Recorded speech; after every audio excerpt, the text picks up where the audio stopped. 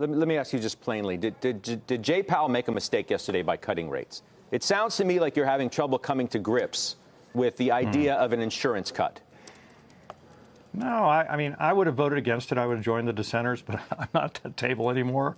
I think the economy's fine. And I think it wasn't a mistake in the sense that it wasn't as much as people had hoped and prayed for. And also, it did not indicate that it may not be just one and done. There are very few coins in the Fed's purse right now. And I would be very, very careful to spend out of that sparse little purse of only maybe 8 more cuts if possible, or 7. I wouldn't spend those coins unless I could see the whites of the eyes of the potential of a recession, and right now I just don't see them. Well, he's obviously worried somewhat about trade policy and tariffs. Good point. Right, Very good point. Do you think he needs to go more out of his way to say it? You know, he's taken all this blistering criticism from the president. Yeah. Why doesn't he just come out and say, you know what, everything's great.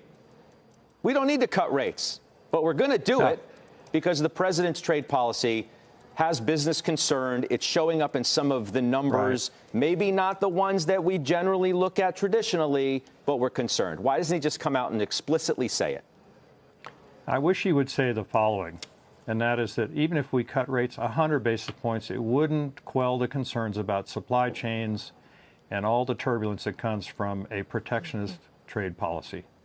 And when you think about it, monetary policy has no way to offset the angst that's in the manufacturing and distribution community and the supply chain community.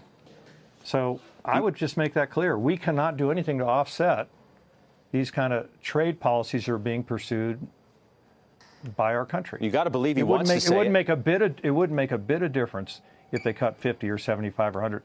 You still would have these concerns about supply chains, where to locate production facilities. I was the deputy trade rep for 4 years. I'm sort of doubly vexed. I did that and then sat at the FOMC for 10 years. And I can tell you there's no relation between the two. What's that? One more strike. One more strike and I'm out? Yeah. But there's no way monetary policy can offset the concerns that these trade initiatives have raised in the business community. It doesn't equate. And I would say that, but I'm not Jay Powell, and I respect his unique role that he has to play in the way he has to guide himself through all the landmines in Washington, D.C. Being he doesn't want to necessarily reciprocate and join this fight that the president seems intent on initiating with him. That's what you're saying. Yeah.